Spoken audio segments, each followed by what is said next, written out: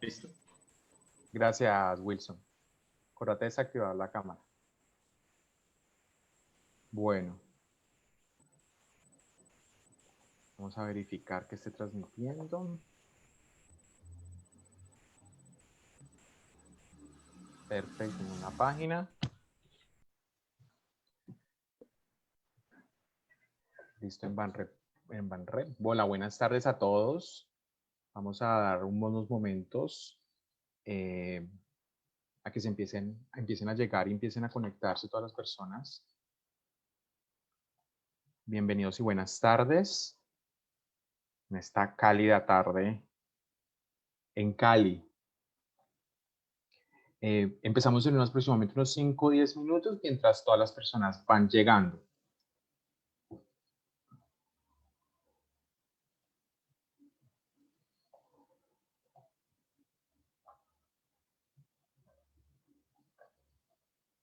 Buenas tardes a todos y a todas y a todos.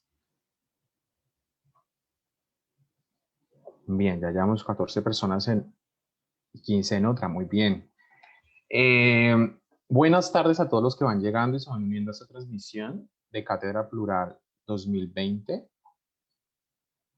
Espero que estén muy bien. Ya en minutos comenzamos, aproximadamente unos 5 o 10 minutos, mientras esperamos que todas las personas lleguen a la transmisión.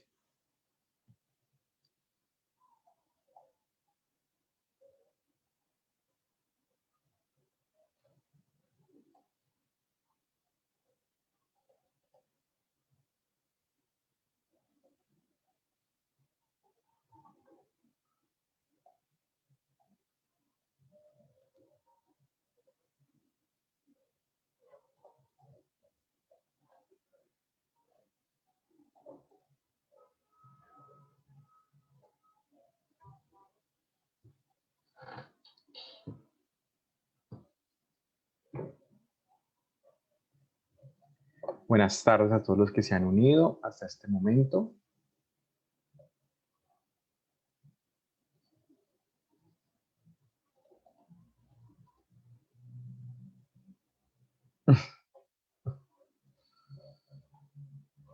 Les recordamos que estamos en un evento permanente durante todos los miércoles de octubre. Nos quedan dos sesiones, la sesión del día de hoy. Vamos a tener dos conferencias, una a las 3 de la tarde, que iniciará en pocos minutos, y otra a las 5:30 de la tarde. Y el próximo miércoles 28 de octubre con la conferencia final. Hemos tenido ya dos grandes conferencias a cargo de Gregory Cholet en la primera sesión el día 7 de octubre, y la semana pasada contamos con la historiadora Julia Buenaventura, eh, quienes nos han hablado al respecto de los monumentos, que es nuestro tema central en esta cuarta versión de Cátedra Plural. En unos minutos vamos iniciando, así que por favor pónganse cómodos, vayan por unas botanas, un buen té frío para este calor, y ya en un momentico iniciamos. Saludamos a Rosabel Quiseno, que nos está saludando por la página de Bellas Artes, y a Jula Pegalvis, que nos está saludando por la página de Banred Cultural. Buenas tardes a todos. Muchas gracias por unirse a esta transmisión de Cátedra Plural 2020.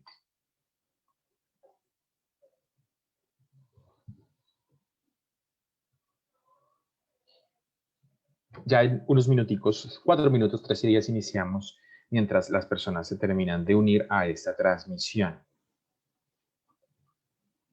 Recuerden compartir el enlace para que algunas personas de sus Facebook personales o de sus grupos de estudio, de sus grupos de trabajo, también puedan unirse a esta transmisión. Y recuerden que estará subida en las páginas de transmisión para que puedan verla, para que puedan compartirla posteriormente hayamos acabado, pues por si no la pueden ver o por si sus compañeros o compañeras no la pueden ver el día de hoy.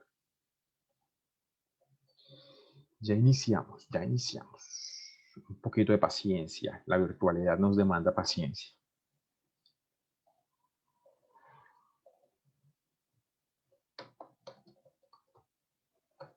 Bueno.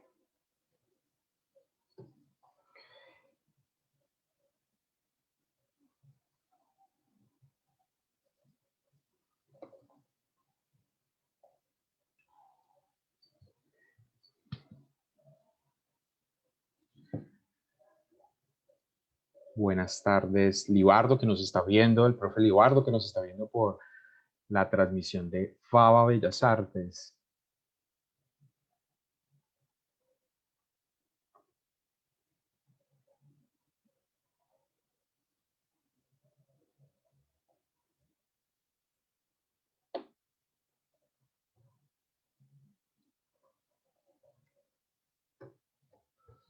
Bueno, eh, mientras tanto les voy contando.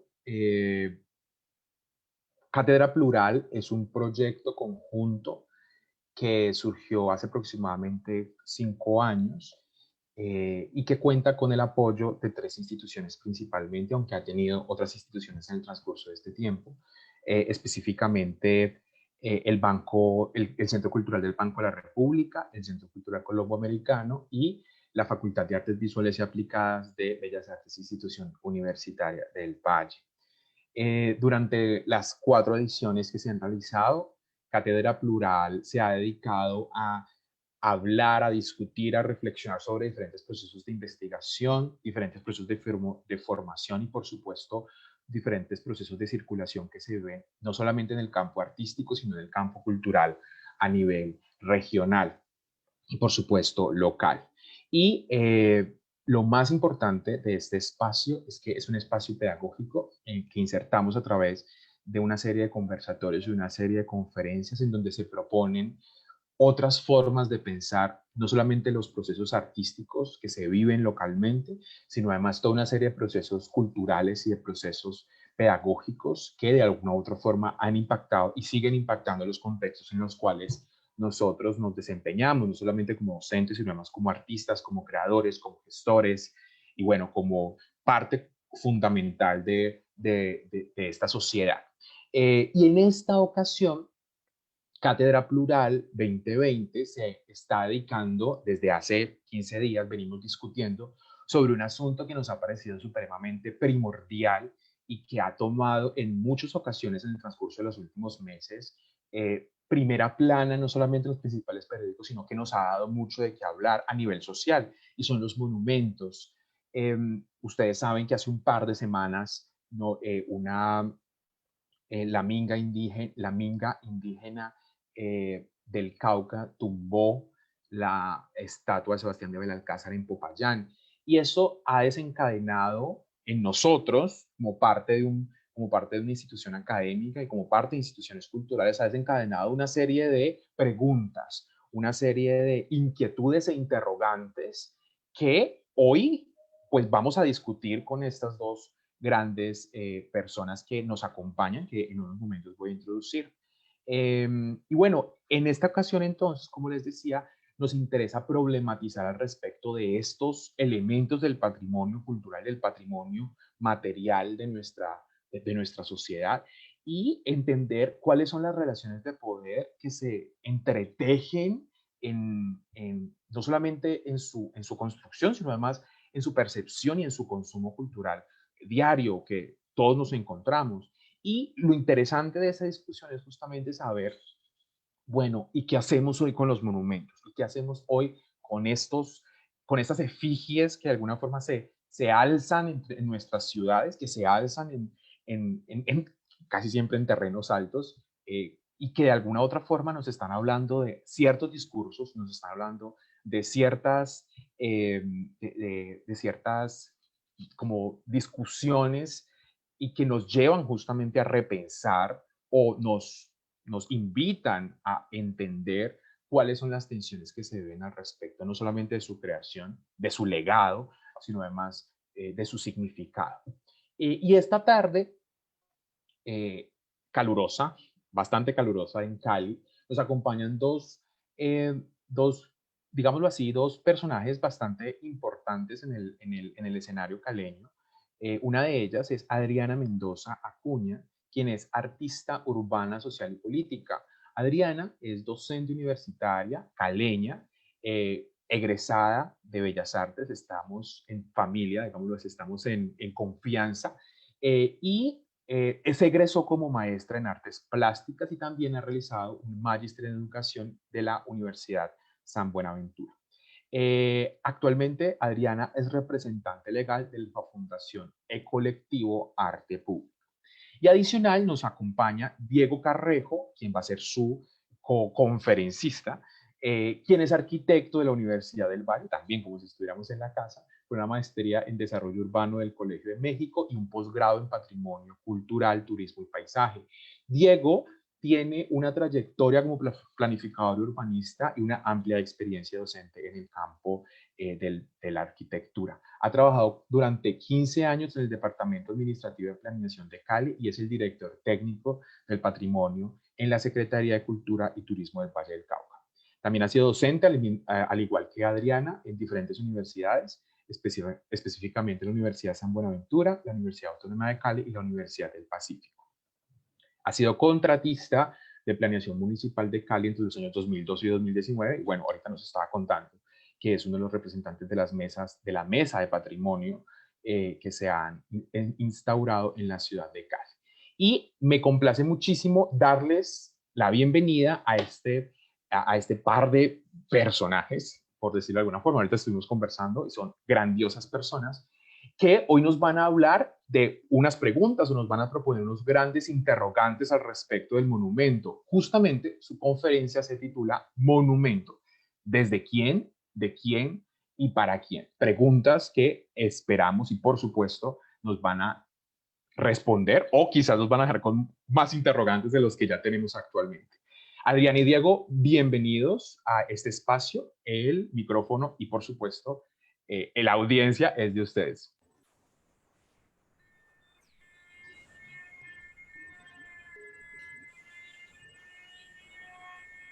Bueno, muchas gracias.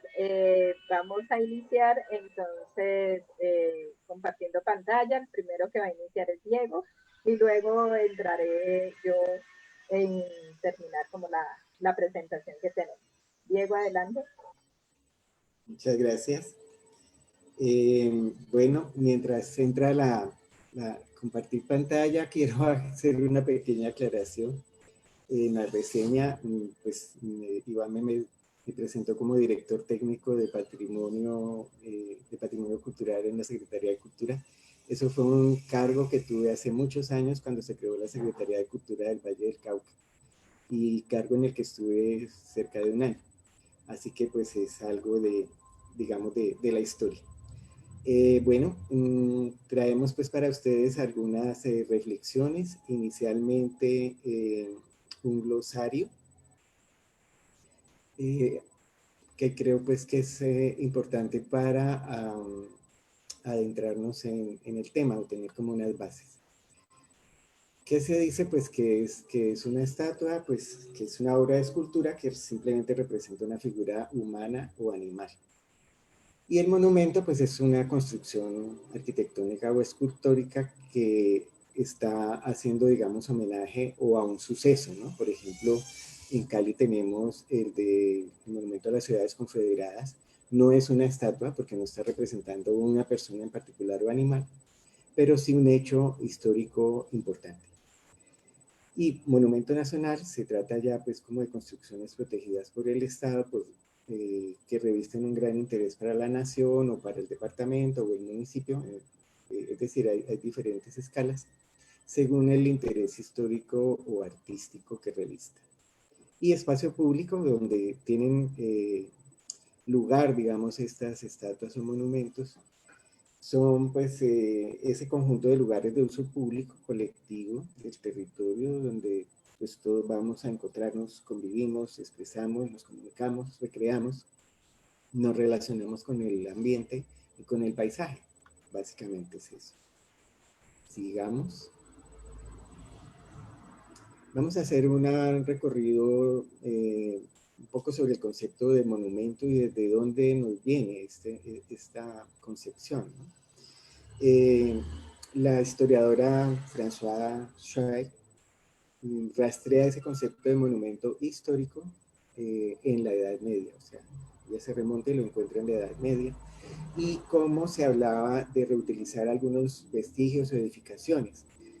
Particularmente el Papa Honorio I decía que cuando tomaban pues, los templos paganos, no los destruyáis.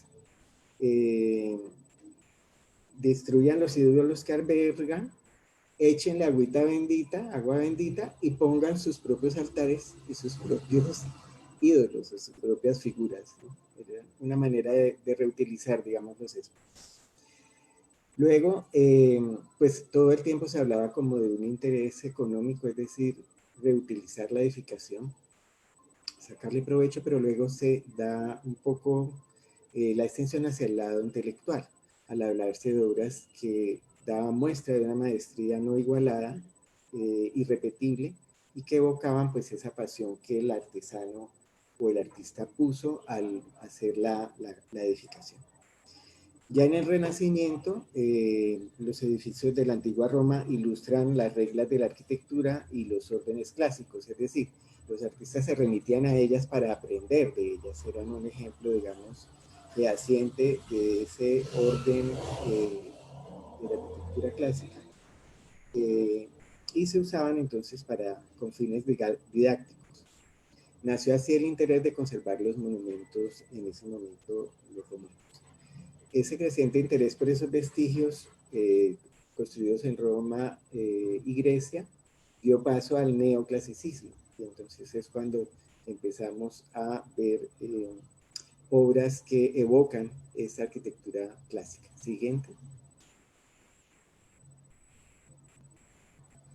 Ese neoclasicismo nos llega a América Latina a través de la Real Academia de San Carlos en México en 1785. Luego en la Nueva Granada, pues lo que hoy es Colombia, ese neoclasicismo nos dejó grandes obras como las que vemos ahí a la derecha, la Catedral de Santa Marta en primer lugar, las bóvedas de Cartagena de Indias, la Catedral de Bogotá en 1823, el Observatorio Astronómico, que es una belleza de edificación, de 1803, y la iglesia de San Francisco en Popayán, 1789, por citar unos ejemplos. En Colombia es pionero el trabajo que hizo un cura criollo, nacido en Colombia, José Domingo Duquesne, quien hizo una disertación sobre el calendario de los muiscas en 1795. Y dentro de esa disertación decía, una de las cosas que han hecho honor a las artes y ciencias es el estudio de las antigüedades. En América no hallaremos obeliscos, laberintos, grandes ruinas. No hallamos monumentos faraónicos, pero sí algunos trozos de los fundamentos sobre los que se edificaron. Hablo de los jeroglíficos que se han encontrado entre los indios. Siguiente. Luego viene la revolución industrial y pues ella, digamos, cada que llega un nuevo estilo quiere romper con lo anterior y arrasa de alguna manera. Entonces esto transformó el entorno humano, pero también lo degradó al romper con ese pasado, con los sistemas de producción industrial, dejando atrás los sistemas manuales, es decir, todo aquello que hacía como único y característico ese trabajo, pues ahora era una producción, digamos, como un poco en serie o industrial. Y eso hizo que entonces se alteraran pues mucho de lo que ya existía. Y se empiezan a vivir lo del estilo anterior como un tanto vergonzante, ¿no? En las primeras décadas del siglo XIX, las construcciones antiguas ya tuvieron una connotación de irreemplazable, ya se las empezó a ver como algo que si lo perdíamos era irreparable. Es como para darles una idea, aún nos seguimos lamentando hoy de haber dejado derruir o demoler el hotel Alférez Real junto a la ermita. Pero en su momento pues no hubo gran oposición, ¿no? cuando lo demolieron. Cosas similares pues nos han pasado ya con otras edificaciones recientemente, como la Sagrada Familia, el Hotel Aristi o el Teatro Aristi en nuestra ciudad de Cali. Bueno, volviendo a esta evolución del concepto, en Francia, en 1830, las edificaciones antiguas son consideradas portadoras de la nacionalidad, y vienen desde allí un movimiento nacionalista, digamos, que se regó por toda Europa y después pasó tardíamente a América. Decía, en 1830 se crea la Inspección de Monumentos Históricos, justamente para evitar su destrucción ante la era industrial. Y vemos pues aquí a un lado lo del monumento histórico y tenemos a la iglesia de Notre Dame, pues que hace poco sufrió los problemas del incendio. El inglés John Ruskin afirmó en 1849 que la arquitectura pues es un vehículo que nos lleva al pasado, que a ella debemos nuestra identidad, que cualquier edificio o casa deberíamos preservarla en honor de esas generaciones anteriores que produjeron esa edificación y además como un testimonio de la calidad del trabajo constructivo, haciéndose por sí mismas conmemorativas. Y aquí llega pues como el concepto de conmemoración que va muy ligado a lo de monumentos y estatuas. Y notemos abajo pues esta de Stonehenge en Inglaterra, pues esos bellos vestigios que tenemos allí arqueológicos. Sigamos.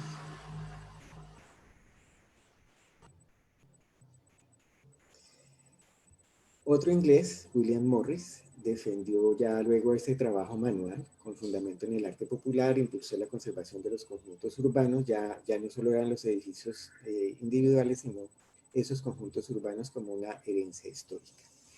Ambos trabajaron mucho en defensa para evitar la destrucción de las ciudades antiguas en Francia, Suiza e Italia, y emprendieron la defensa también de lo construido en Turquía y Egipto, saliéndose ya de Europa.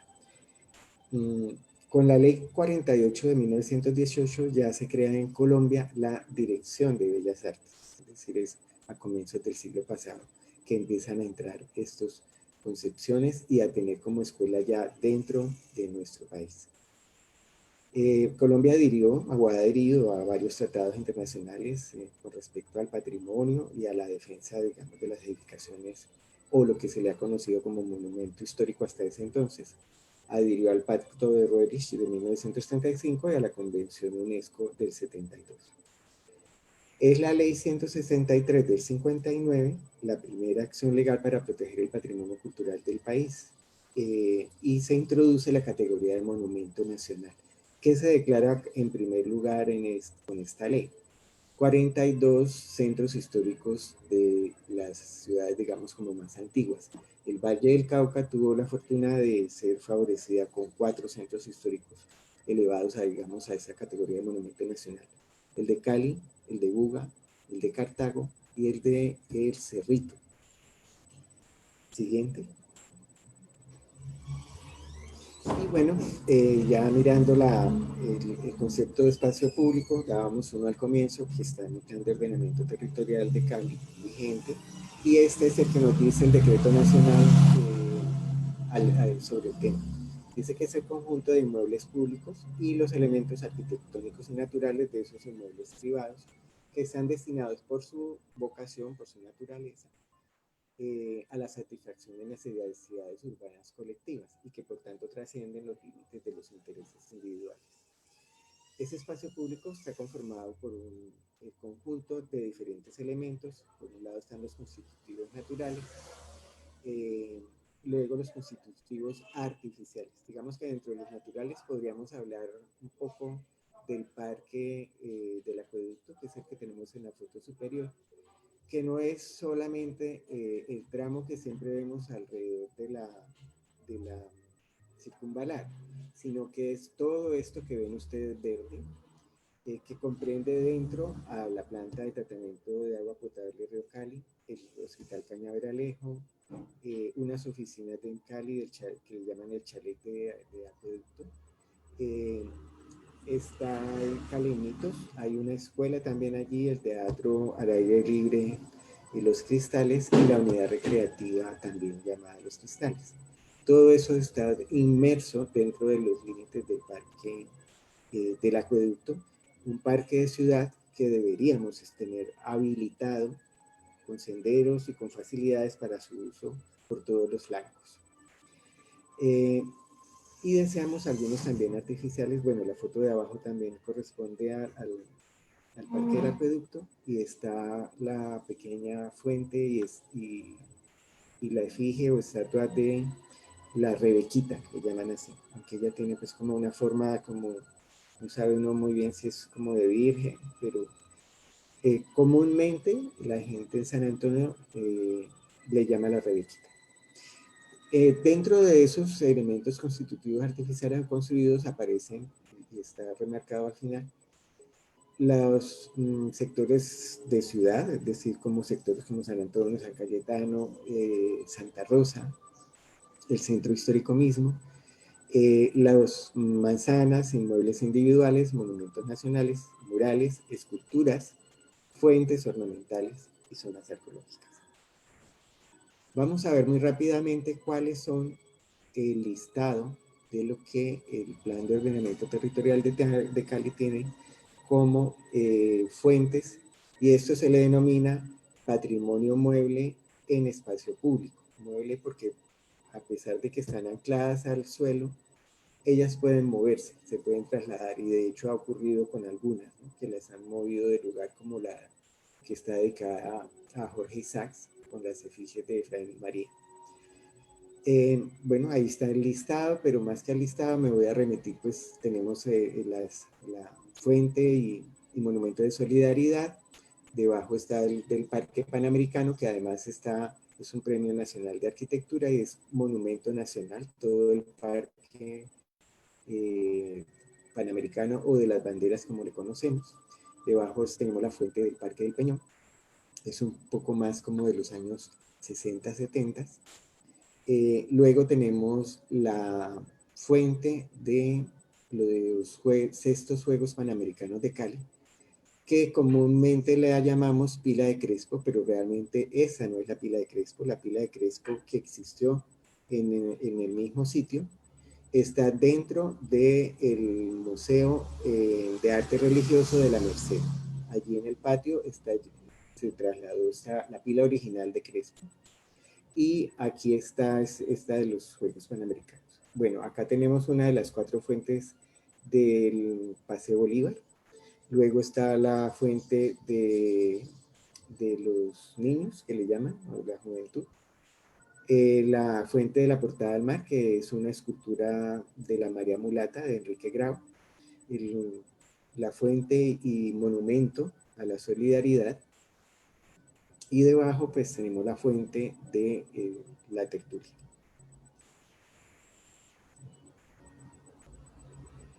Como estatuas y monumentos, aquí pues tendríamos como que hacer, generalmente entonces, como lo habíamos dicho, las estatuas tienen que ver con personas o con animales, como por ejemplo el Parque del Perro o el Águila, que es un monumento a la aviación. Entonces, ahí tenemos el monumento a la aviación, o que le llamamos comúnmente el Águila, en el barrio Santa Isabel. Tenemos debajo el de Libardo Lozano Guerrero, que todo el mundo pues se pregunta de dónde queda. Pues ese está en la carrera 100 con calle 13, es decir, entre Unicentro y la Universidad del Valle, justo sobre la 100, pues, que no es calle Quinta, sino carrera 100 realmente. En ese punto la calle Quinta se convierte en carrera 100. Benito Juárez, y muchos se preguntarán, pero ¿y ese quién es? Pues es un expresidente muy importante de México. Eso fue un regalo del gobierno mexicano, y pues es como si Colombia regalara una estatua de Bolívar a un país que quiera mucho pues a Bolívar como personaje, ¿no? Y de hecho existen en otras partes. Tenemos una estatua de Francisco de Paula Santander. La otra es el monumento a la música, que está en el Parque de la Música, en homenaje a la música, el Parque del Perro. La estatua del perro, que le ha dado el nombre al parque, aunque el parque originalmente se llama Parque del Corazón, pero terminó todo el mundo llamándolo el Parque del Perro por la estatua. Tenemos las aves del río, del maestro Omar Rayo, que están en la Manzana T.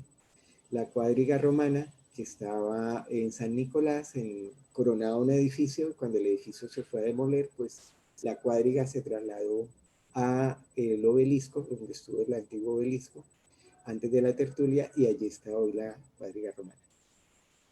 Esa es una estatua de Uribe Uribe. Luego tenemos...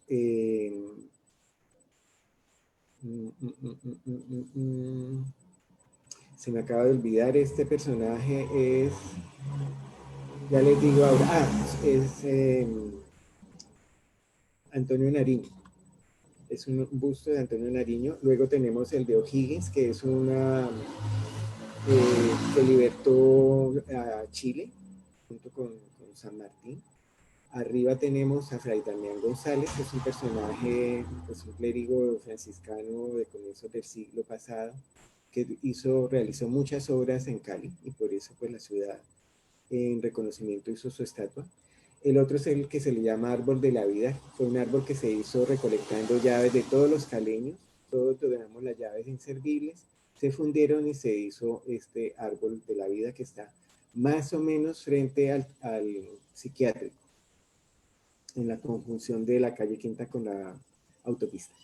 El de abajo es un obelisco dedicado en honor a los periodistas y está en el parquecito entre Bellas Artes y el campo. Debajo tenemos la estatua de Isaías Gamboa, un poeta y literato de Cali. Está sobre la Circunvalar en un parquecito a orillas del barrio San Antonio. Tenemos la de Gaitán, y abajo pues uno de los monumentos a las tres cruces, pues que con Cristo Rey nos coronan los cerros tutelares. Y bueno, ven ustedes que la lista de estatuas y monumentos son 44. Tenemos aquí entonces Joaquín de Caicedo de Cuero, fue de las primeras estatuas que se hicieron en la ciudad, la de Simón Bolívar en el Paseo Bolívar, a Cristo Rey, pues en el cerro de Cristo Rey, el monumento a Jorge Isaacs y a su novela insignia Efraín y María. Este busto, bueno, ahora me llegará quién es. Abajo tenemos el que les mencionaba de las ciudades confederadas. Sí, ya recordé, es este personaje que está en el Parque Alameda, Saavedra Galindo, José Manuel Saavedra Galindo. Debajo, este que está señalando allí Adriana con el apuntador, es el único vallecaucano, y además caleño, que firmó el Acta de Independencia en Bogotá el 20 de julio de 1810. Por eso aparece, y él se llama Ignacio Herrera y Vergara. El parque que le conocemos de Ignacio San Nicolás realmente se llama Parque 20 de Julio, y está dedicado a la independencia, al 20 de julio, de este personaje que firmó el acta. Tenemos del otro lado a Sebastián de Belalcázar y a los poetas caleños y vallecaucanos. En homenaje a ellos se hizo estas estatuas detrás de la ermita. Sigamos. Y bueno, quedan unos interrogantes entonces que quisiéramos compartir con ustedes. ¿Toda estatua es un monumento? Pues la verdad creo que no, porque hay muchas estatuas que hoy están en Cali que no están dentro de ese listado, digamos, de patrimonio mueble de la ciudad. Bueno, no todas las estatuas tendrían que ser, ni todos los monumentos tendrían que ser patrimonio, digamos que habrían allí como unas connotaciones para ello. ¿Todo monumento es una estatua? No, no todo monumento es una estatua. El de las ciudades confederadas, pues no responde a una estatua. ¿Son todas las que están? Pues sí, creo que todas las que están allí sí son monumentos y estatuas, sí tienen méritos pues para ser patrimonio. Y la otra pregunta, ¿están todas las que son? Habría que revisar todas las demás de la ciudad para saber si deberíamos elevarlas entonces a esa connotación de patrimonio mueble. ¿Con qué criterios se instalan estatuas en la ciudad? Esa es una buena pregunta. ¿Cuáles son esos criterios? ¿Cómo se escogen? ¿Cuáles se llevan a patrimonio, a declararlas patrimonio mueble de la ciudad? A que sí se les pueda hacer entonces un mantenimiento y demás. ¿Qué proceso se realiza para instalar un elemento en el espacio público? ¿Cuándo una estatua de monumento o fuente es considerada patrimonio? Siguiente. Quisiera cerrar con esta reflexión de François Chouat, en que el monumento es el regalo a un pasado del pasado. Es un regalo del pasado al pasado, un pasado que deja de pertenecer a la continuidad del devenir y que no será desarrollado por ningún presente ni por ningún futuro. Cualquiera sea la riqueza de las vetas arqueológicas aún por explotar, esta fractura del tiempo inscribe el campo de los monumentos históricos en los límites de una finitud inapelable. Con eso lo que se quiere decir es que gran parte de que no conozcamos nuestro patrimonio, más allá de que hoy nos convoca, que son las estatuas y monumentos como patrimonio mueble, es que no lo divulgamos, que no lo conocemos, y aquello que no se divulga no se conoce, aquello que no se conoce no se aprecia, no se valora, aquello que no valoro no lo cuido, no lo protejo, y aquello que no protejo y cuido, pues no lo conservo, ¿no? Entonces, tenemos mucho por aprender o por indagar acerca de todas las estatuas, monumentos y fuentes que tenemos en la ciudad, del por qué están allí, cuáles son sus razones, y muy seguramente cuando se instalaron o se crearon, habían razones para ello. Gracias.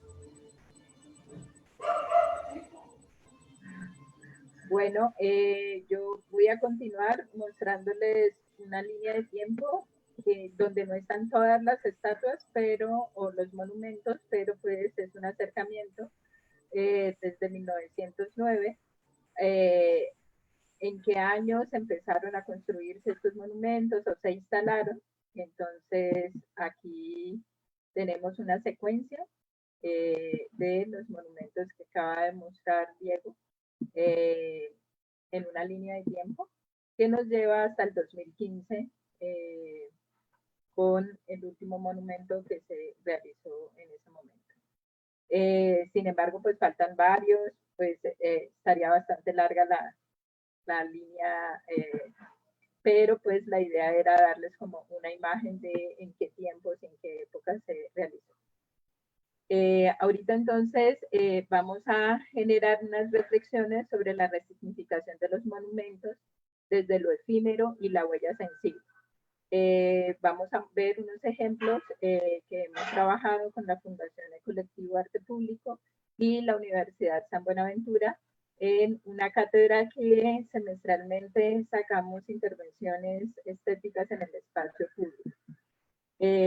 Aquí vamos a encontrar una que hicimos en el 2006, le llamamos Hay Más, esta intervención que hicimos en Sebastián de Belalcázar. La reflexión era, hicimos un sondeo con los estudiantes y el sondeo era, ¿a qué lugar llevas a los visitantes en Cali? Cuando llega una persona de afuera, ¿a dónde los llevas? ¿Qué le quieres mostrar de Cali? La coincidencia era que el 99% los llevaban a Sebastián de Belalcázar. Entonces, nuestra pregunta en ese momento era, ¿hay más esculturas? ¿Por qué no conocemos más? ¿Por qué no hay, o sea, no tenemos una disciplina de mostrar más esculturas que tenemos en Cali que son importantes? Digamos que Sebastián de Belalcázar era la principal y pues era por el mirador, pero también porque quedaba cerca a la ciudad y no era así como las Tres Cruces, que tocaba que viajar un poco más para llevarlos a conocer, o Cristo Rey, que también era un poco alejada. Sebastián de Belalcázar está en un punto, digamos, muy importante en la ciudad, que es cerca, que la gente puede ir, y era la escultura que más se llevaba a los visitantes a reconocer y la que más reconocía como la ciudadanía. Entonces, nuestra reflexión era, bueno, vamos a mostrarle y a hacer una intervención estética con Sebastián de Belalcázar que muestre que hay más, que aparte de ellas hagamos un juego de una especie de gincana, que las personas puedan ir y reconocer dónde están situadas estas otras esculturas. Todas estas actividades, por ser un proceso académico, tienen un proceso de permisos desde la alcaldía. O sea, no se hace de una forma independiente, como algún artista urbano lo podría hacer, sino que tenemos que generar un proceso de permisos, de habilidades, de decir qué vamos a hacer y que las vamos a dejar tal cual las encontramos o de mejor manera. Entonces, ubicamos y las personas, pues lo que hacían era ir a ver y muchos iban a hacer el recorrido. Entonces, les teníamos un mapa, les poníamos algunas preguntas que debían de contestar y hicimos un ejercicio donde se reconocían algunas estatuas diferentes a la de Sebastián de Belalcázar. En ese proceso fue la actividad que realizamos en el 2016. En el 2009 entonces hicimos una obra que inicialmente le llamamos Inventario. En esta tuvimos apoyo de la Secretaría de Gobierno de ese momento y lo que estábamos analizando eran las situaciones de las esculturas. ¿Cuáles eran las situaciones que tenían las esculturas en Cali?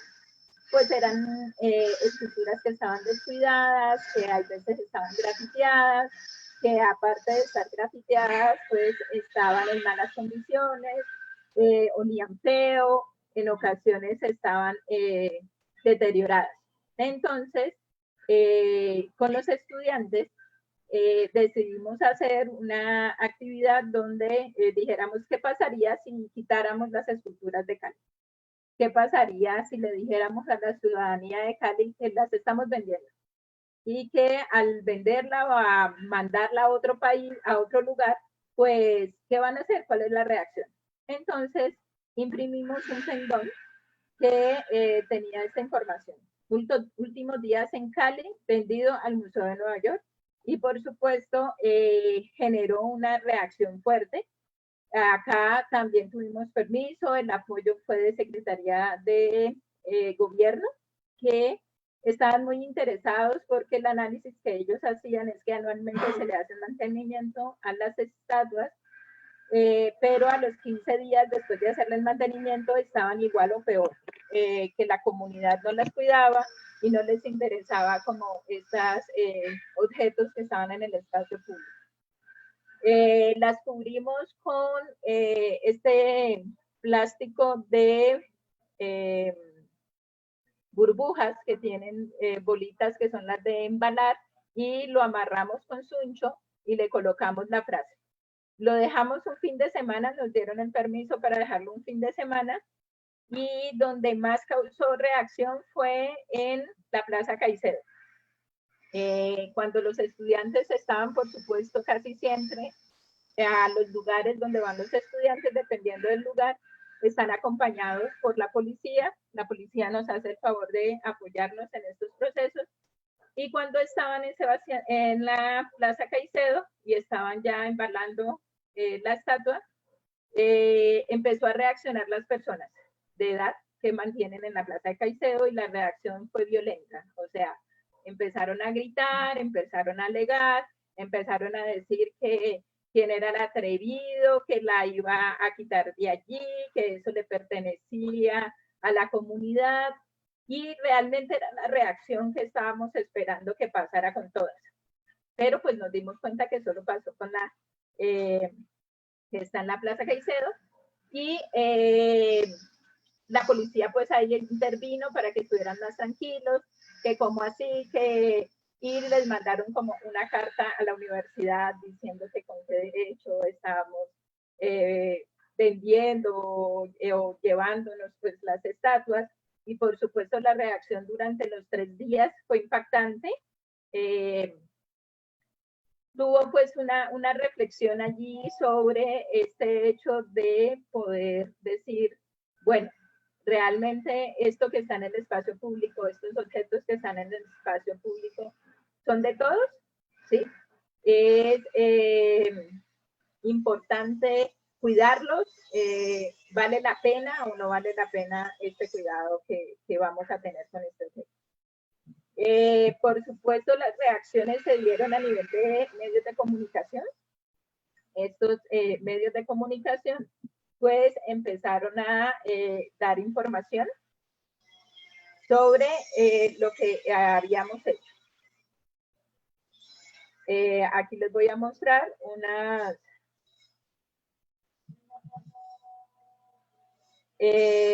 información que nos empezó a salir. Espérenme que está cargando como el computador. Está un poquito pesado. Entonces, bueno, entonces aparece en los periódicos las quejas por venta de los monumentos, ¿sí? Y ya después en una entrevista pues empezamos a aclarar todas las reflexiones que habíamos hecho con esa actividad sensible que decimos nosotros, una intervención estética que nos posibilita estas reflexiones sobre si estos objetos en el espacio público realmente le pertenecen a la ciudadanía o no. Si realmente vale la pena cuidarlos o no, o si los representan a la ciudadanía. Aquí pues van a ver que salió por varios medios de comunicación. Tratamos de cubrir casi la mayoría de las estatuas. También salió en medio virtual. Está un poquito pesadito. Entonces salió por los periódicos. Bueno. En el 2010 entonces, que estábamos celebrando el bicentenario, la reflexión que hicimos con los estudiantes era una reflexión, digamos, que un poco polémica, porque nuestra reflexión tenía que ver todo el tiempo estamos como agradeciendo que los españoles hayan llegado a América y realmente qué fue, cuáles son los efectos, qué pasaba, qué pasó con estas personas que nos colonizaron, realmente quiénes eran, realmente tenemos que celebrar algo en el bicentenario o no teníamos que celebrar algo en el bicentenario. Tendríamos que estar más de duelo, era como una reflexión que estábamos haciendo con los estudiantes y en ese momento entonces por medio de lecturas, porque hacemos bastante investigación para que al salir al espacio público tengamos argumentos. Entonces, en uno de los textos de historia aparecía que Sebastián de Belalcázar asesinó a 800 indígenas para poder, aquí en el área de Cali, fundar a Cali y, bueno, todas las acciones de robar la tierra, de lastimar, bueno, todo lo que hace un conquistador. Entonces, nuestra idea era, si es una reflexión del bicentenario, pues ¿por qué no hacemos la reflexión desde el otro lado? ¿Qué pasó con nuestros indígenas?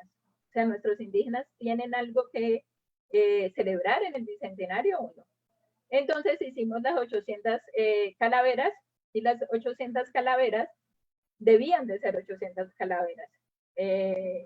Yo le había pedido a mi compañero que está aquí en la conferencia, está allá en el fondito, ¿lo ven? Él trabaja conmigo en la Fundación El Colectivo, que se llama Guillermo Nieto, y con él estábamos en esa acción de quién va a contar 800 calaveras, y resulta que es importante porque también era un acto de reconocimiento de todos los indígenas que él había matado. Terminamos haciendo las 800 calaveras y entre toda la acción que hicimos una réplica de la mano de Sebastián de Belalcázar en fibra de vidrio y con esta mano 4 estudiantes iban a las plazas, a los parques y entre los 4 trataban de levantar la mano porque si es de hierro pues no un solo joven podría levantarla, sino que tenía que ser 4 estudiantes, gritaban diciendo que le habían arrancado el brazo a Sebastián de Belalcázar y era un acto más de que las personas se cuestionaran si realmente había sido o no había sido real el que le hubieran arrancado el brazo a Sebastián de Belalcázar. Y así se convidaba a las personas para que fueran a la estatua de Sebastián de Belalcázar a comprobar si le arrancaron el brazo. Cuando las personas llegaban, encontraban 800 calaveras. como que Sebastián de Belalcázar levantándose en medio de 800 calaveras, y por supuesto había interacción con los estudiantes. La interacción que implicaba era la reflexión, esa reflexión de qué pasaba, qué teníamos que celebrar o no qué teníamos que celebrar.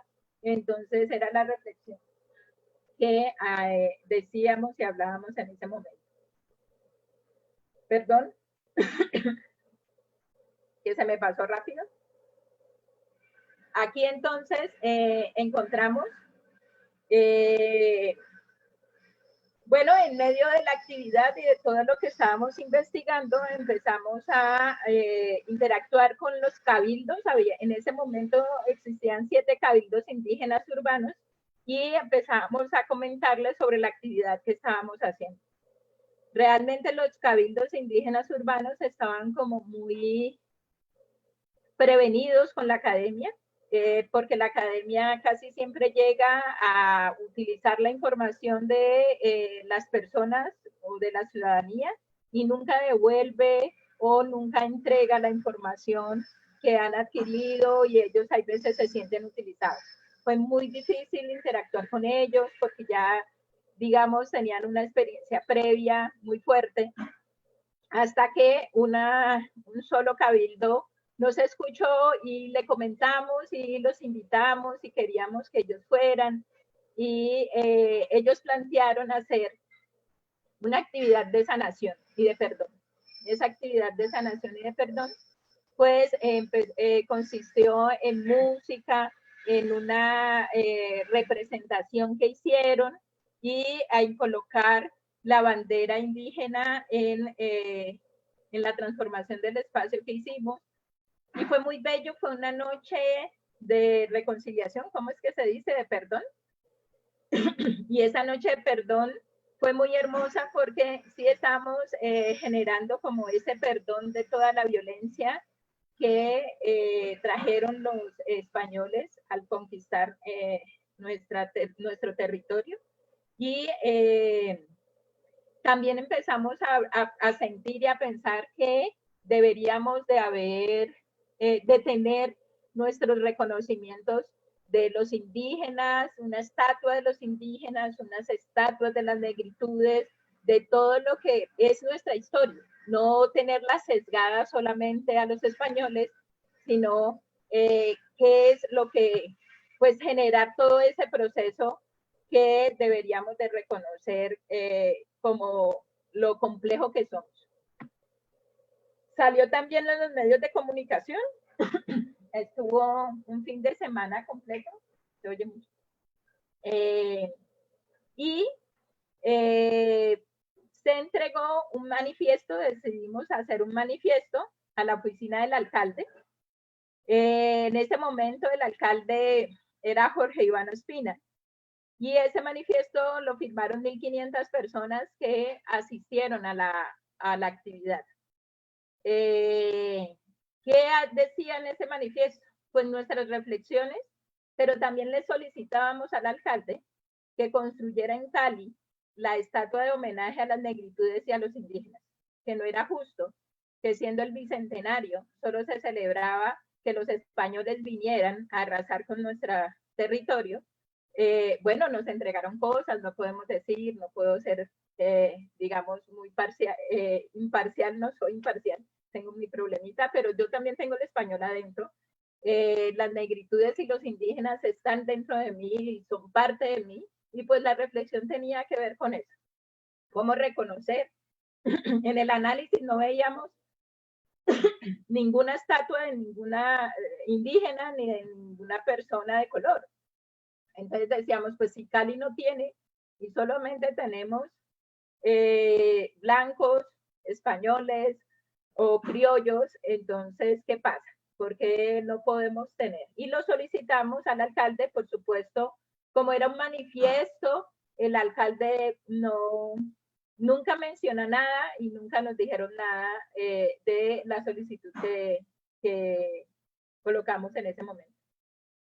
Bueno, luego en el 2016 hicimos esta otra intervención estética en el Parque de los Estudiantes, que la mayoría de la gente ha desdibujado con decir que es el parque de Jovita,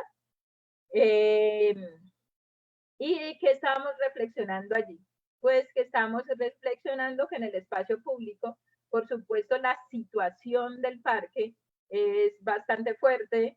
En ese momento habitaban muchas personas consumidoras de psicoactivos, pero también es un paso obligado para ir a la estación del Mío. Por supuesto, da paso al barrio Libertadores y a toda esta zona pues de San Cayetano, de San Antonio. Y al pasar por allí, por supuesto, el humo, o si fumaban en las escaleras y pasaba personas que no fumaban, pues les estorbaba y había mucho roce. Entonces, era un lugar en ese momento muy difícil de entrar, de generar convivencia, de generar uniones, de generar acuerdos. Y nosotros entramos como academia a generar esta gran manta debajo de la estatua, en el pedestal de la estatua de Jovita, y en esa manta lo que hacíamos era invitar a todas las personas que pasaban a que reflexionaran un momento sobre su participación en el espacio público, ¿sí? Que todos nosotros somos parte y debemos de aportar en el espacio público. Allí es donde construimos ciudadanía, ¿sí? Y al construir ciudadanía, pues por supuesto, es un máximo común denominador. Él es el que nos acoge. Este espacio es de todos y deberíamos de tejer buenas acciones. Entonces aquí estuvo con nosotros Cultura Ciudadana, en ese momento había una Secretaría de Cultura Ciudadana y entraron a generar conversaciones con las personas y los habitantes del lugar. Trabajamos en unión con los habitantes del lugar. Ellos terminaron apoyando todo el proceso y entrando en mesas de diálogos pues, para poder tratar estos temas. Bueno, digamos que esas son las acciones que hemos hecho hasta este momento en estatuas. Sin embargo, como antecedentes, podríamos hablar que en el 2009, con todo esto de los permisos, de que la alcaldía o la administración entendiera lo que es el arte en el espacio público y estas artes que son efímeras y estas artes que no convocan personas, sino que intervienen con el espectador o con el transeúnte, pues no lo entendían muy claro, no sabían qué pedirnos ni qué exigirnos, porque ellos tenían contemplados simplemente los espectáculos. Entonces, ellos sabían que hay una reglamentación para el espectáculo, entonces cuando nosotros íbamos, porque a mí me toca que pedir los permisos, porque somos academia, porque estamos en nombre de una universidad, no sabían qué pedirnos.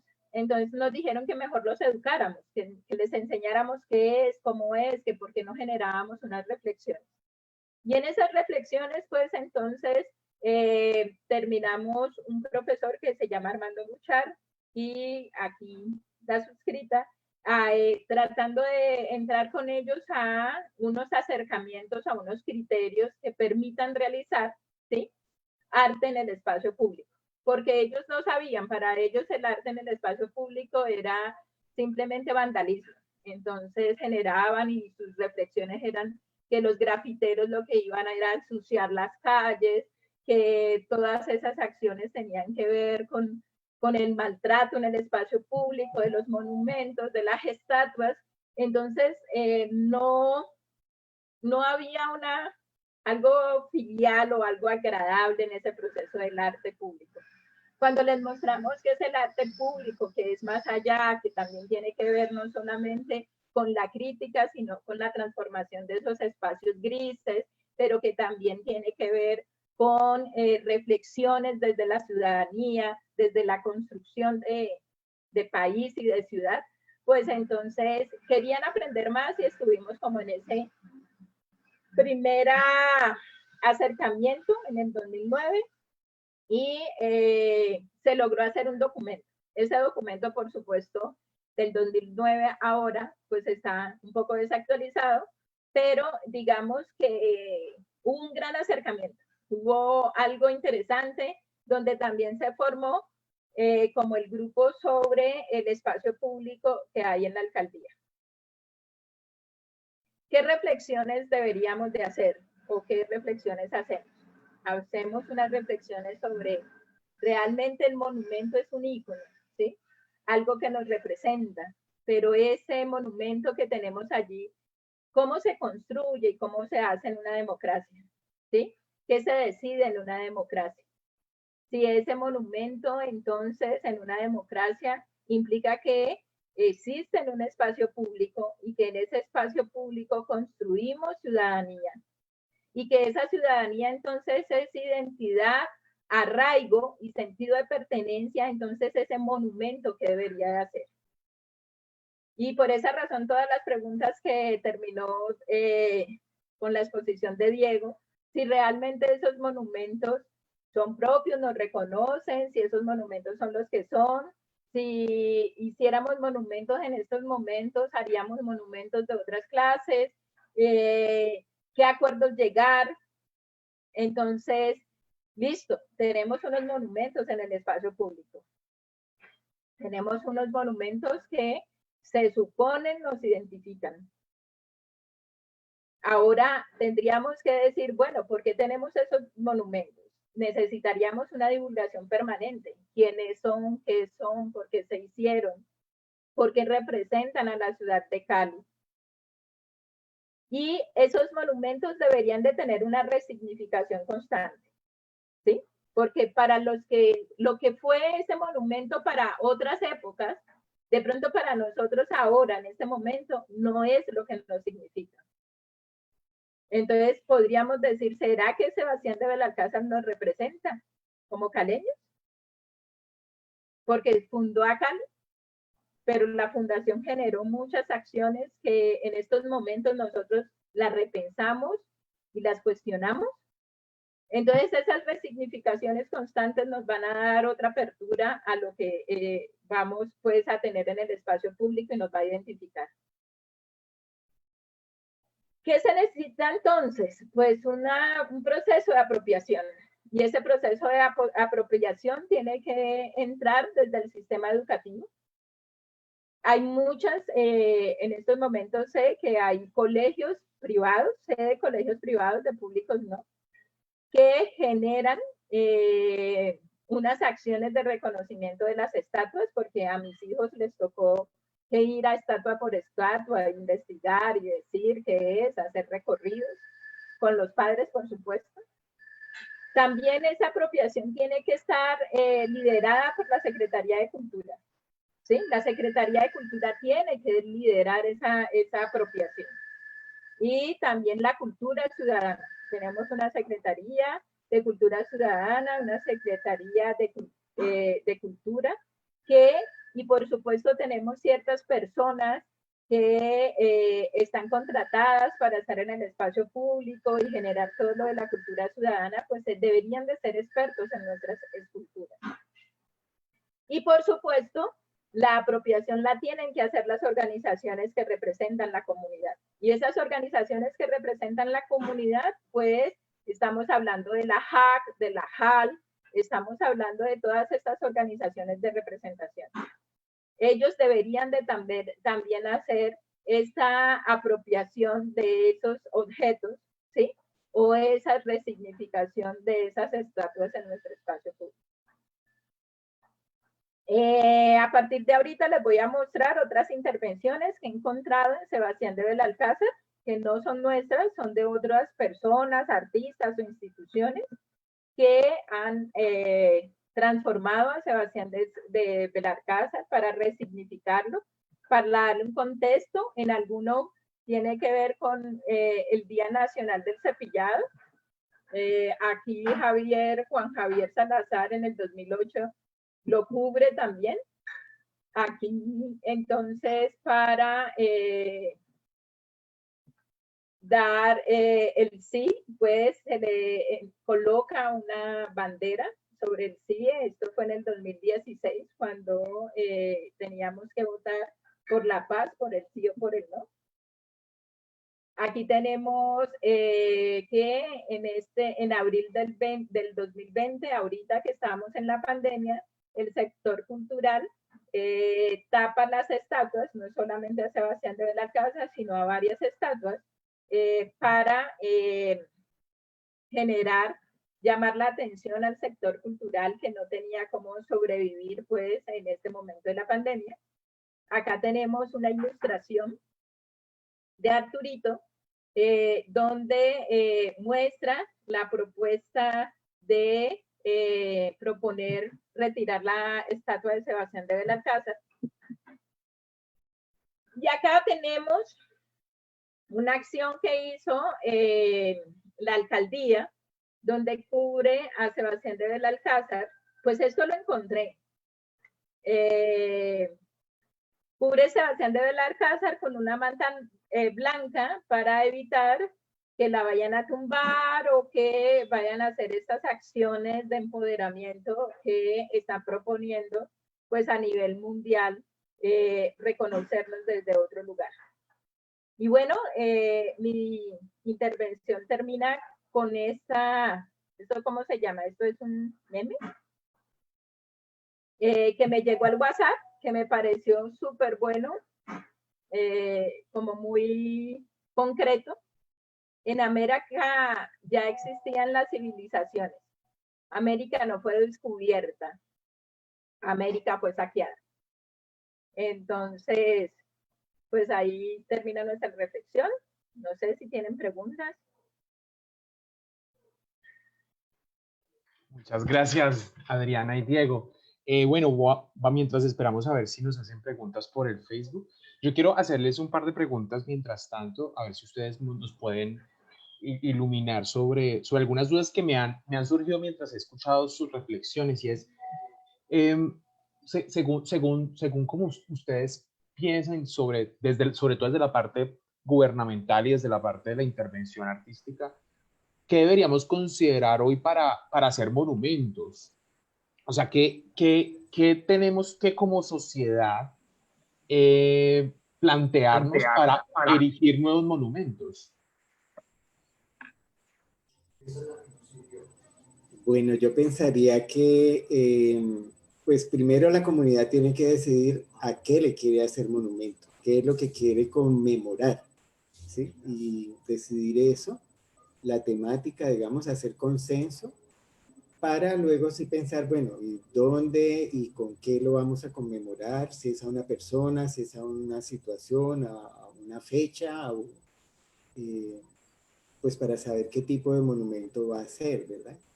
Y hay que hacernos también la pregunta de hacérsela a la municipalidad si ellos tienen establecidos unos criterios o no. Entiendo que no. En algún momento todo eso lo manejaba antiguamente la junta que se llamaba de ornato, que después pasó a ser la Sociedad de Mejoras Públicas. Pero entiendo que ellos tampoco ya se entienden de eso. Es un asunto ya directamente de la alcaldía, pero que yo sepa, no conozco los criterios pues para ello. Adriana, no sé qué tienes para decir. Bueno, yo digamos que siempre pienso que si estamos en una democracia, la democracia implica que la comunidad participe. Y no solamente desde sus representantes, porque en ocasiones tenemos mucho problema con los representantes. No nos representan, mejor dicho. Y esos representantes en estos momentos, pues decimos que son otro mundo aparte, no es la sociedad como tal. Pero pienso que para hacer una estatua, un objeto en el espacio público, tiene que llegar a unos consensos, a unos acuerdos, a que sea algo que realmente sirva para que sea parte de nuestra identidad, que sirva para reconocernos, como para saber que es nuestra historia, que es parte de lo que nos han legado y que tenemos que recuperarlo siempre que lo veamos va a ser como el activador de decir, wow, me siento orgullosa porque Yo me siento orgullosa cuando vi a todos los indígenas en la Minga, me siento orgullosa de ser indígena, me siento orgullosa y me parece que es lo mejor que nos puede pasar. Entonces, como que esas acciones deben de ser consideradas para hacer un monumento en el espacio público. Ya, y ahora, en relación a eso, una vez tenemos el monumento, o sea, ¿cómo hacemos para que la comunidad se interese por su cuidado o cómo hacemos para que la comunidad se interese por saber? Porque pareciera ser algún, y me pasó cuando Diego estaba explicándonos o cuando nos estaba mostrando muchos monumentos y muchas estatuas, pareciera que, al menos como uno como transeúnte, como ciudadano, pareciera que fueran como lugares invisibles, ¿no? O sea, parece, claro, mientras Diego iba hablando al respecto de estos lugares, yo empezaba a hacer como memoria y he pasado, probablemente nos ha pasado a muchos, he pasado al lado de muchas de esas estatuas y de muchos de esos monumentos y ha pasado completamente desapercibido de quién es, ha pasado completamente percibido qué historia cuentan, cuál es el trasfondo cultural, histórico, artístico que hay detrás de ese monumento. Entonces, digamos como qué podríamos hacer quisiera también preguntarle a Adriana desde toda la parte de la intervención política que de alguna forma ha adelantado en los monumentos, ¿qué podríamos hacer para que las personas se interesen en los monumentos? Porque pareciera ser que solamente hay un interés gubernamental por su conservación, que bueno, según algunas cosas que nos han contado hoy, pues es algo es algo como más pragmático que otra cosa. ¿Qué podríamos hacer? Mira, Pues, yo Iván, Dieguito primero y después yo. Hágale, Diego. Hágale, Diego. bueno, gracias Iván por la pregunta. Es algo que yo vengo sosteniendo hace mucho tiempo y lo vivo no solo con los monumentos, como, insisto, como el patrimonio mueble, pues que es en el espacio público, sino con todo el patrimonio.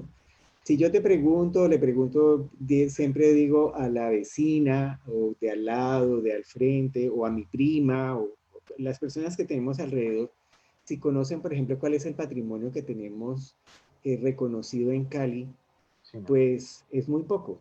O van a llegar a los lugares comunes que ya sabemos, la ermita, el Palacio Nacional o el CAM o yo qué sé. Y resulta que tenemos una lista de 260 edificaciones, casas protegidas como patrimonio inmueble en Cali, incluidas casas de hacienda, más allá de la Cañas Gordas y de Piedra Grande. Tenemos otras casas en el área rural protegidas. ¿Qué pasa? Pues que es que eso no se divulga, no se comunica, no se expresa. Y creo que en esto, Iván, la academia tiene un papel fundamental. No se trata solo de que la iniciativa la tenga la alcaldía, porque pues allá en ese edificio viven con 80.000 cosas, porque todo el mundo les dispara por muchos lados y es tratando pues cómo resuelven todo. Creo que tenemos que tomar la iniciativa nosotros de indagar, bueno, cuál es ese patrimonio, dónde está, por qué razones, porque la información sí está y está en las instituciones, pero pues no se divulga, no se da a conocer. Eso es clave. Y lo otro, empezar a trasladar de una generación a otra, es decir, poderles contar. Por ejemplo, yo no sé mucho de quién es el señor Fray Damián González. Seguramente para la época fue muy importante las obras que hizo misionales o de no sé de qué tipo pues en la ciudad. Eh, bueno, tampoco lo he indagado yo y me incluyo en el asunto de que no me he preocupado por preguntar quién era el señor y qué hacía. Pero creo que es lo que nos corresponde, ¿no? Si somos habitantes de esta ciudad, pues un poco, y están estos monumentos, elementos, estatuas, como dices tú, al pasar, pues no pasar desapercibido e inadvertido, sino, bueno, ¿y este quién es? Mínimamente una placa tiene, ¿cierto? A ver qué dice la placa. Claro, ya deberían tener código QR para que los teléfonos lo lean. Eso Y sería de interesante, verdad, ¿eh? que Eso sería sería una muy propuesta importante, interesante. claro, por supuesto, para que entonces rápidamente, es decir, es el medio de comunicación que tienen las nuevas generaciones, pues Sí, hombre, alleguémoslo para que sea fácil, que tengan la información y entiendan de qué se trata, ¿no? Y claro. hasta la persona puede armar su propia ruta turística, sería muy interesante. Armarla así, qué sitio voy a recorrer y a visitar, ¿no? Porque tenemos muchos elementos. Bueno, Adriana, sigue, por Bueno, favor. Sí. nosotros vamos a contestar dos. Les presento a mi compañero de la fundación, Guillermo Nieto. Guillermo, ¿qué me estás? Mucho gusto. Hola, ¿cómo va? Bueno, ¿qué creen? ¿Qué deberíamos hacer? Hay un asunto que creo que sí debe ser de carácter institucional, porque es que uno tiene que pensarse siempre como anfitrión, ¿no? Y si tú no educas, por ejemplo, a los niños a conocer lo que tiene su ciudad, y en este sentido, todo lo que le representa, ¿sí? Porque es que no todo puede ser solamente salsa y fútbol, Claro. ¿no? La cosa es precisamente si un niño está en la capacidad de por lo menos ubicarse en la ciudad, su topografía, su geografía, sus ríos, sus vías y por supuesto sus monumentos, sus estatuas, sus edificaciones más representativas. O sea que yo creo que esto sí debiera estar en un pensum académico a temprana edad, por ejemplo, pero es que estamos en un país donde la historia pues no cuenta mucho. O sea, borrar la historia es un propósito más que mantenerla. Entonces, nada, yo creo que eso sí debe venir desde la academia, como lo decía ahorita Diego. Es un problema realmente de formación, así como se forman a los policías de turismo para que acompañen a un turista a mostrarle la ciudad. Yo creo que eso mismo tiene que hacerse desde temprana edad, de tal manera que garantice que generación tras generación esos valores se mantengan. Realmente es un ejercicio hasta relativamente simple, o sea, es un problema de voluntad, y voluntad política y educativa. Pues. Lo otro que como artistas, yo pienso que la resignificación, cuando se habla de estéticas expandidas, se plantea un proceso de interacción con estos objetos o elementos que nos representan en el espacio público. Y la resignificación de los monumentos y las estatuas, pues empiezan a ser importantes como un tema del arte contemporáneo. Y sí, pues acá tenemos ya 3 escuelas de arte contemporáneo.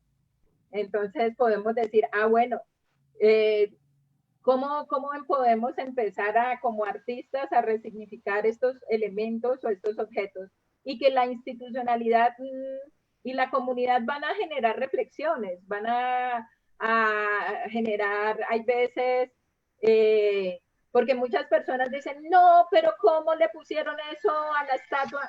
No te digo todo lo que nos ganamos nosotros en la fundación y en la universidad por colocar las 800 calaveras. O sea, a mí me dijeron que era la profesora más ignorante que tenía una universidad, me dijeron, llamaron de historiadores desde Bogotá, hicieron una cantidad, hicieron una página virtual, un blog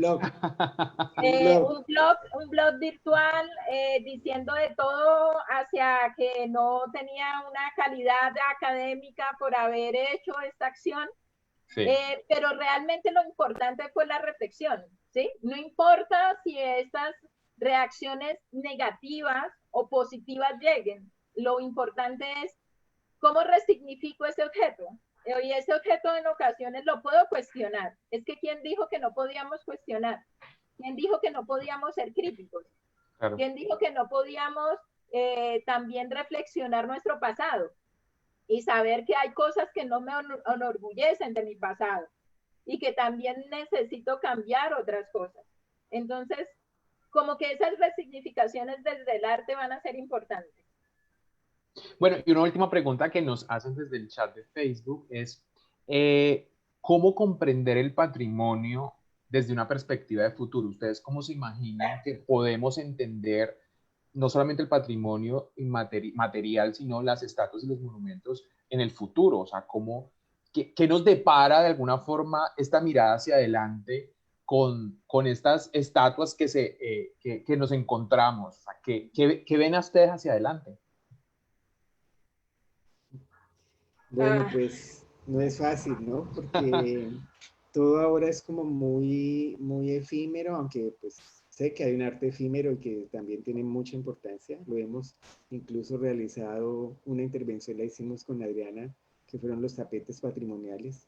En los barrios patrimoniales hicimos unos tapetes con acerrín, con la comunidad, unos sellos mostrando cada barrio y sus fachadas. pero no todo puede ser efímero, porque si no, ¿tú qué le legas a las otras generaciones? O sea, ¿cómo le vas contando las cosas? Yo lo decía hace poco, incluso en la asignatura que damos con Adriana, conjuntamente de Patrimonio y Cultura, que la cultura del Pacífico es claramente muy oral. Todo es totalmente oralidad, ¿no? Y transmitido de boca en boca.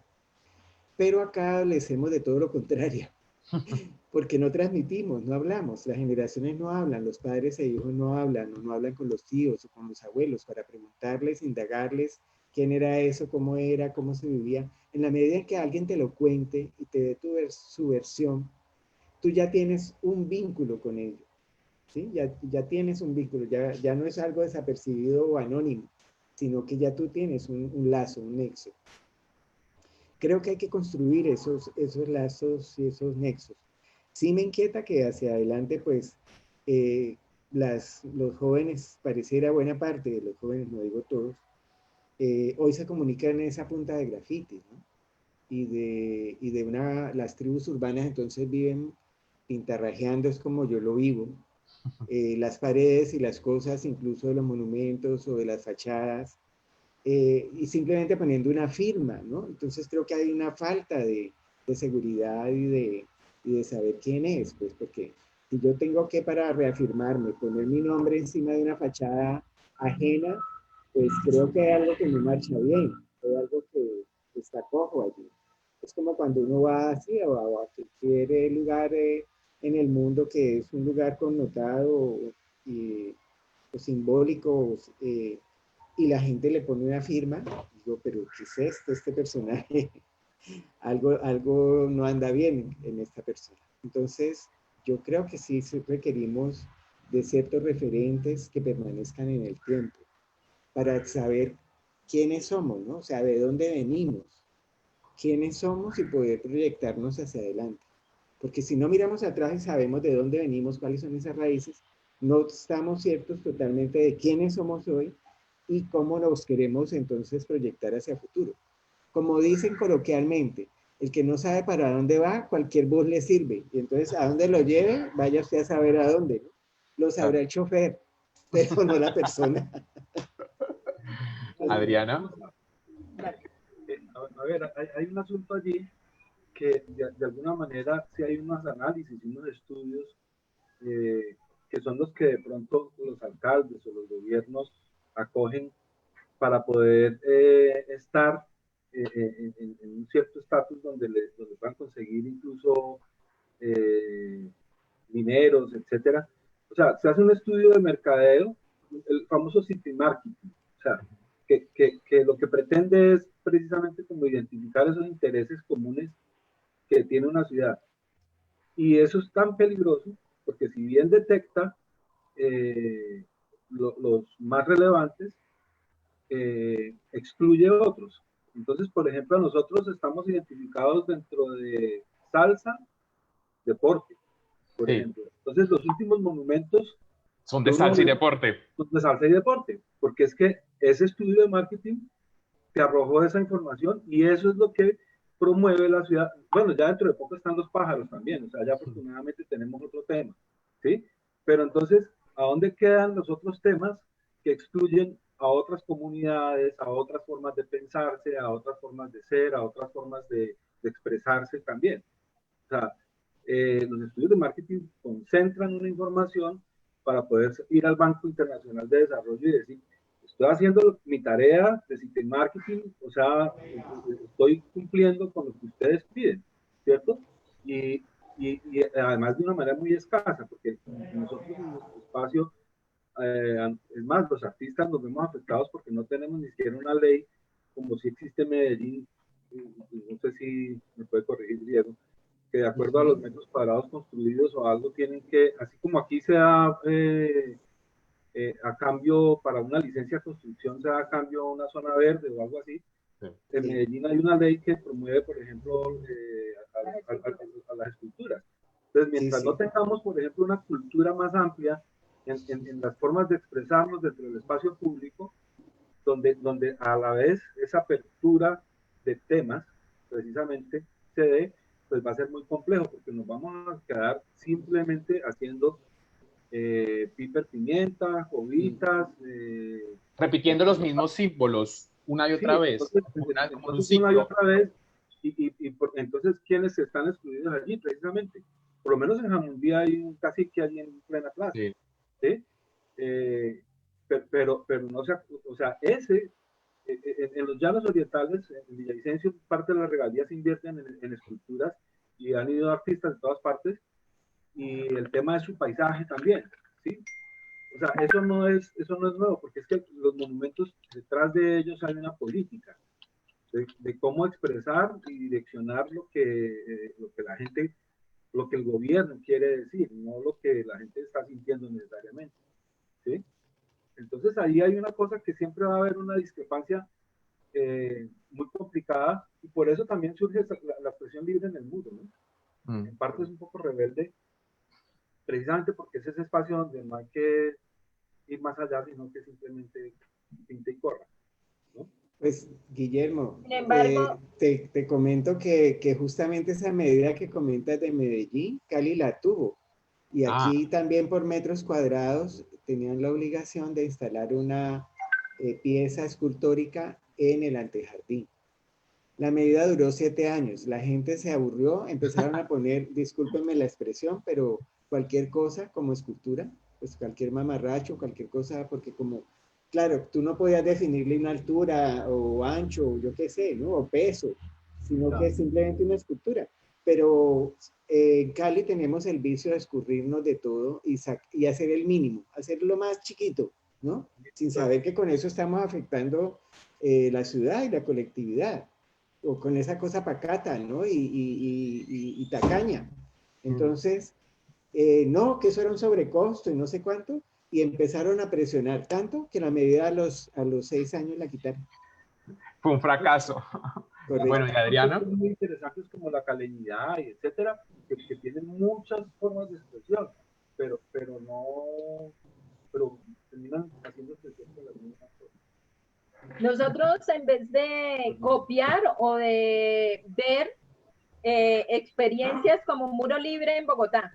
En Bogotá tienen todas las culatas de edificios que quedan allí, en vez de dejarlas, las entregan a grupos de artistas y a los de la ciudad para que puedan transformarlas, ¿sí? Y para que tengan diseños y tienen calidad técnica. No solamente, lo que pasa es que en Cali todo se volvió tan privado que hasta tenemos muralismo privado, pero bueno, tenemos una cantidad de acciones que en ocasiones uno dice, ¿será que deberíamos de cambiar mucho nuestras formas de seleccionar personajes para estar en la administración y realmente que den cuenta con lo que se necesita a nivel de la ciudad? Y la identidad en Cali está, porque es importante, porque es que no tenemos identidad. O sea, si ustedes me dicen cuál es la identidad, no es salsa, la identidad no es salsa, la identidad no es deporte. Ni siquiera sabemos qué es ser caleño, ni ser caleño es pan de bono. O sea, tenemos bellas artes, tenemos artistas importantes. Y esos artistas importantes ni siquiera los reconocen. Tenemos músicos de música clásica, ballet, tenemos artes plásticas, tenemos teatro, tenemos la cuna del cine y de los actores en Colombia. Y ni siquiera la gente común y corriente sabe quiénes son. Porque siempre estamos en nuestro grupo. Entonces, se vuelve muy limitado. A mí me parece que eso es importante porque además nos deja, para finalizar esta conferencia, muchas invitaciones, ¿no? O sea, nos deja una invitación a enterarnos de lo que hay a nivel de patrimonio, que eso es algo muy interesante. O sea, nos deja como la idea de poder conocer y reconocer lo que hay en nuestro entorno, no solamente para saber, sino además para también poder intervenir y al mismo tiempo para poder criticar, para poder oponernos o ratificar esos mensajes, esos discursos. Pero también me parece que es muy importante aquello que ustedes nos han contado hoy para también invitar no solamente a las nuevas generaciones, sino a todos los ciudadanos, a todas las personas de Cali, a que podamos trabajar por redefinir nuestras propias identidades, por redefinir nuestros símbolos y, por supuesto, por plantear o poder intervenir otros lugares y otros, ¿por qué no erigir otros nuevos monumentos que hablen de lo que somos o incluso de lo que hemos sido? Porque, bueno, todos sabemos que la historia es un constante recuento, ¿no? Siempre que miramos hacia atrás podemos encontrar nuevas cosas y podemos encontrar nuevos lugares en los cuales poder identificarnos. Y eso me parece que es una invitación completamente o supremamente valiosa y poderosa en estos momentos, y sobre todo en estos momentos de pandemia, en donde es importante mirarnos, ¿no? Es importante mirarnos al espejo como caleños, como parte de una comunidad que proviene de diferentes lugares, que es completamente multicultural y multiétnica, y poder entender de dónde surgimos, de dónde somos, para poder también nosotros sentirnos de alguna otra forma identificados en estas estatuas o en esos lugares que de alguna otra forma se nos presentan como lejanos. Adriana y Diego, me ha encantado compartir con ustedes esta tarde. Ha sido completamente provechoso entender no solamente la legislación, sino además todas las posibilidades que tiene los monumentos y los espacios públicos desde la creación y desde el arte. Y nada, espero encontrarnos en otra ocasión, en una futura ocasión académica, dialogando al respecto de este tema que, bueno, es supremamente importante. A las personas que nos están observando en las redes sociales de Bellas Artes, del Banco de la República y de la Facultad de Artes Visuales, muchas gracias por habernos acompañado, y los invito en unos minutos, a las 5:30, en una horita, tienen tiempo para ir a tomar el algo. Vamos a tener un invitado internacional, Gerardo Rayo, quien es historiador de la Universidad Nacional Autónoma de México, que nos va a hablar sobre estatuas y antimonumentos, una lectura anticapitalista del racismo en México. Y recuerden además, si no pueden asistir a esta conferencia, dentro de 8 días tendremos la conferencia final con Carlos Correa, que nos estará hablando también sobre los monumentos. Muchas gracias a todos y a todas y a todos, y nos vemos. Hasta luego. Hasta luego. Iván, muchas gracias. No, a ustedes, estuvo muy interesante. Insisto, me quedé sumamente impresionado cuando estabas hablando de todos los monumentos. Yo decía, Dios, yo nunca he visto eso en mi vida y he pasado por ahí.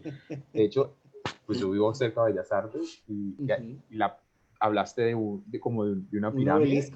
Un obelisco. Ajá, en el parquecito. Claro, y yo no lo había visto. Me parecía ¿qué es eso? Pero es interesantísimo como uno no ve muchas cosas. Claro, uno básicamente sí. deja de ver. Dicen que se vuelve parte del paisaje, porque ya tú no detallas. Bueno, yo me salgo porque tengo ya clase, entonces listo. Adriana, te voy a enviar un correo con los certificados de participación y con los papeles que deben diligenciar para el pago. Entonces te lo envío ahorita en el transcurso de la tarde. Un gusto a ambos, que estén muy bien. Gracias, que estén muy bien. Vale, chao. Chao. Chao.